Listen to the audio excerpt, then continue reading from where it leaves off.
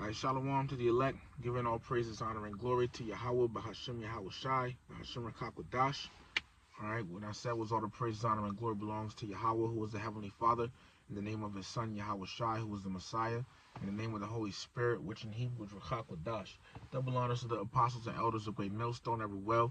Peace, blessings, and salutations to the elect. And Salakia, I have my garment on.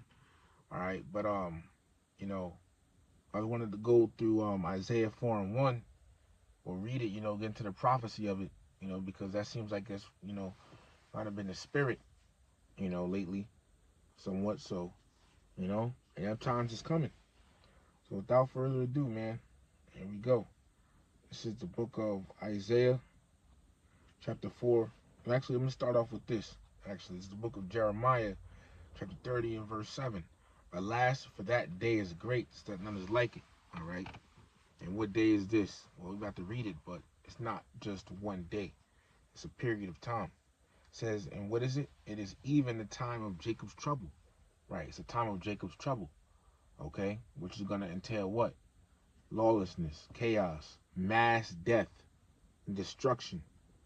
Okay? That the Lord Yahweh Bahashim Yahweh Shai is going to bring on the earth.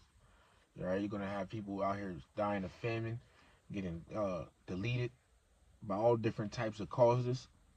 All right, it's very humbling times coming. There's going to be much terror on the earth, man. Okay. And it says it's even the time of Jacob's trouble. All right, Jacob. All right, you so-called blacks, Latinos, Native American Indians. Okay, you are the Hebrew Israelites. Okay, you descend from your forefather Jacob, whose name was later changed to Israel. You are the Israelites, and it says Jacob's trouble because it is the time that the Lord Yahweh Bahashim Yahweh Shai is going to judge you for all your wickedness, all right, that you've been doing. All right, you've been sinning against him. You've been breaking the laws, statutes, and commandments written in the Holy Bible. All right. This is the book of Ezekiel, chapter 7 and verse 3. Now is the end come upon thee, and I will send mine anger upon thee, and will judge thee according to thy ways, and will recompense upon thee all thine abominations. Okay? So, now everyone talking about the end of the world, all right, which is ultimately, not it's not the whole earth, getting blown up or whatever, but it's the end of this so-called white man's rulership, this period of time we've been living in. Okay? All right, we've been in the period of time of the so-called white man ruling. He's been in power. And now we're coming to the end of it. And in the end of it, the majority of you so-called blacks, Latinos, and Native Americans are going to get judged for all your wickedness you've been doing against the Lord. You see? He's about to send judgment out. All right? And he's going to bring very horrific, chaotic, and destructive times to this world, man. Righteously. Because this world is wicked. All right? But, especially upon you so-called blacks, Latinos, Native Americans, hence the name for the time period, Jacob's trouble. Okay, so now let's go back to Isaiah 4 and 1. It says, and in that day, in that time of Jacob's trouble, 7 women shall take hold of one man. All right? There's 7 women. All right? Doesn't mean literally 7. All right? It could be even more than 7. But basically, a complete amount of women for a brother. 7 just means completion. You see? A complete amount of women for a brother. All right? They're going to be running to not just any old man out here. All right? Because let me read you something that's going to be happening with these regular men, all right, that are not true men of Yahweh Bahashim Yahweh Shai. This is the book of 2nd Ezra, chapter 16, starting in verse 33. The virgins shall mourn having no bridegrooms. The women shall mourn having no husbands. Their daughters shall mourn having no helpers. All right? So, in short, these women, because now they have these husbands and these boyfriends and things like that, well, in the times to come, these women are not going to have those men anymore. Why? Verse 34. In the wars shall their bridegrooms be destroyed, and their husbands shall perish of famine. Okay? So, in the wars shall their bridegrooms be destroyed, so their husbands and boyfriends and things like that are going to be, they're going to get drafted and things like, drafted in the war and deleted. Okay? Be even deleted out here in these like many say different little shootouts and things in this coming time, right? And famine, as it said. And their husbands, it says, and their husbands shall perish of famine, because famine is coming. And a lot of people are going to be, deleted due to famine. Okay? So where is that going to leave you women? See? Especially you so-called black, Latino, Native American women, right? Israelite women. Where's that going to leave you? It's the book of Isaiah, chapter 4, verse 1 again. And then that day, 7 women shall take hold of one man. Okay? So you see, what we just read in 2nd Ezra 16 about the virgins having no helpers, the daughters having no helpers and all that, and the women shall mourn having no husbands. Okay? That was, for these regular men out here that's not in truth, that's not of the Lord. They're gonna be dying out here. Okay, they're gonna be getting put to death in these chaotic times that's coming. All right. So, but what about a man of the Lord? He's gonna have protection with him. He's gonna have all these different. He's gonna have the Lord with him. The Lord's gonna be protecting him, providing for him, watching out for him, all these different things. Okay. So, a man of the Lord is the one that these women are really gonna run to in that day. Okay. It says, and in that day, 7 women shall take hold of one man. And that word for take hold of in the Hebrew is chazak. All right. And in this context, all right, it'd be what? To press up. One of those definitions is what? To press upon or be urgent. All right. So they are going to be begging and pleading to be with an elect man in that day. They're going to be begging and pleading. All right. And the thing is, he doesn't have to take you. You see, the men of the Lord, they out here watching how you women act now. You see? And for you women out there that might, will say, oh, I would never do nothing like that. Well, here's the thing. The Lord is in control. All right? As it says in Isaiah 45:7, the Lord is, he forms light and creates darkness. He makes peace and creates evil. He brings the good times and the bad times, basically. Okay? So the Lord could put you in a circumstance that you never thought you would have been in. Regardless of your social status, how much you think your shit don't stink. Right? The Lord will put you in a condition you never, ever would have dreamt of being in. It would never even came in your mind you would have been in a circumstance. But the Lord could do that to you. He's all powerful, right? Okay, then. So the Lord's going to humble a lot of these women, man. Very prideful. Let me get this. It's the book of Daniel 4:37. It says, I ain't going to make this long. It says, now I, Nebuchadnezzar, praise and extol and honor the King of heaven, all whose works are truth, and his ways judgment. And those that walk in, here's the point, and those that walk in pride, he is able to abase. All right, the Lord is able to bring someone low, humble them. You see? And the Lord's going to do that with a lot of you women out here, man. All right, a lot of you Israelite women, you so-called black, Latino, Native American women, they're going to humble you. And you're going to be seeking and running to a man of the Lord, an elected man of the Lord, man. Okay? So back in Isaiah, and it's prophecy. It's prophecy. The scriptures don't lie. So those times are coming. All right? So Isaiah 4:1 again, and in that day, Salakia, let me just turn the light back on. Oh shit. Damn, Salakia. Let's do like that. Hopefully it'll work. Alright, but basically, Salak, man. But it says, and in that day 7 women shall take hold of one man, saying, we will eat our own bread and wear our own apparel. Meaning what? They're not gonna. And basically, in these times to come, unlike now, how they have these women have all these goddamn requirements. You got to do this, that, the third for them. And that day, they're not gonna care about none of that. They're not gonna care about that, man.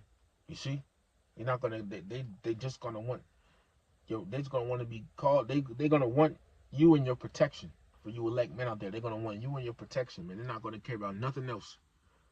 It says, we will eat our own bread and wear our own apparel. Only let us be called by thy name to take away our reproach. How is a woman called? How does a woman take on a man's last name or man's name? How does she take it on? By the act of marriage. And what do the scriptures tell us marriage is? It's the book of Genesis chapter 24 and verse 67. And it says, and Isaac brought her into his mother Sarah's tent and took Rebekah, and she became his wife. And he loved her. And Isaac was comforted after his mother's death. What do you think Isaac and Sarah, what do you think Isaac and Rebekah did in the tent? They had sex, man. So marriage is sex, okay? Marriage is sex. So when we read Isaiah 4:1, right? And it says, only let's be called by thy name, all right? Meaning what? These women, when they come run to these men of the Lord, all right? You know, this elect man of the Lord, he's gonna lay down with these different women that he has, okay? He's going to, have sex with them, okay? This is prophecy, man, all right? You know, just wait, because it's very humbling times coming, man, you know? Let me get this. Right now, these women, they on a pedestal right now, but the Lord is going to drop kick the pedestal from underneath these women, all right? And they're going to see how much, of a prize the elect man is. It's the book of Isaiah chapter 13 and verse 12. It says, I will make a man more precious than fine gold. Not any man, a man of the Lord. Even a man than the golden wedge of Ophir. You see? So what's going to make an elect man more precious than fine gold? The knowledge, wisdom, understanding that he has, you see? In the times to come, all this, the scriptures tell you, because regarding these so-called high-value men with all this money and, high social status in society, the scriptures tell you in Proverbs 11 and 4, riches profit not in the day of wrath, but righteousness delivers from death. You see? And in the times to come also, too, people are going to want to know what's going on. They're going to want to know what to do. But all these people out here, they're not going to have no answers. The elect man is going to have answers, man. You see? This is the book of Isaiah, chapter 33 and verse 6. And wisdom and knowledge shall be the stability of thy times. The wisdom, knowledge, understanding of the truth. You see? And strength of salvation, the fear of the Lord is his treasure. All right? This is the book of Proverbs, chapter 2, starting in verse 6. For Yahweh Bahashim Yahweh Shai giveth wisdom. Out of his mouth cometh knowledge and understanding. He layeth up sound wisdom for the righteous. And where does he lay it up? In the scriptures. He is a buckler to them that walk uprightly. All right?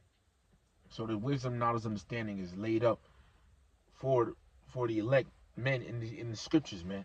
You see? And this is important. This is far greater than any money and, riches out here, whatever. This is the book of Proverbs 8 and 11. For wisdom is better than rubies, and all the things that may be desired not to be compared to it, you see? And in the times to come, it's going to be shown how great having this wisdom, knowledge, understanding is, okay, and having the Lord Yahweh Bahashim Yahweh Shai on your side is going to show. And these women, they're going to see it on the elect men out here. And that's part of what's going to want to make them run to him, okay? Just wait. You just wait, man. This is the book of Wisdom of Solomon, chapter 9 and verse 6. For though a man be never so perfect among the children of men, yet if thy wisdom be not with him, he shall be nothing regarded. You see, so even if a man is so-called flawless, if the wisdom of the Lord, the wisdom, knowledge, understanding of the Lord isn't with him, then he's nothing. In reality, he's nothing, man. Okay? But very humbling times are coming for you women. You see? And a man of the Lord don't have to take you. A lot of women are gonna get rejected. Let's be honest, okay? A lot of we women out there are gonna get rejected. Okay, and it's not gonna be like, you just walk away. No, it's gonna be chaotic times out here, man. All right, it's gonna be lawlessness out here, like you see in the movie Purge and the Book of Eli and the Road and stuff like that. All right, go look at those movies if you haven't seen it. Okay, but it's gonna be like that. So if he rejects you, all right, you're not gonna go to another brother. It's not gonna work like that. All right, and it's probably gonna be hard. It's probably gonna be real hard to find another brother. You're talking about an elect man out of all these men out here, out of this whole society, with all these men out here. Yeah, it's gonna be hard. It's gonna be a hard thing, man. So if a man of the Lord rejects you, he rejects you, man. That's it. That's it for you. Just wait to look and see where your deletion is coming from. Okay? So humbling times are coming, man. That prophecy of Isaiah chapter 4 verse 1 is right around the corner. Women gonna realize it, man. These times are gonna really humble you. And for you brothers out there, man,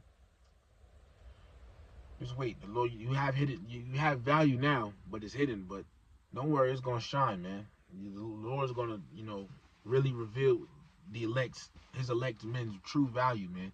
Because right now it's just hidden. But these women, reality is gonna set in, and these women are gonna see it. Okay, they're gonna see it, man. So you brothers just keep on holding on to the faith, doing what you do. All right, because the prophet, we almost up out of here, man. I'm gonna just say it like that. So hey, you know, I don't know how long this battery gonna run for. All right, but with that, giving all praises, honor, and glory to Yahweh, Bahashem Yahweh Shai, Bahashem Rachakodash. Double honors to the apostles and elders of Great Millstone, every well. Peace, blessings, and salutations to the elect. Shalom to the elect.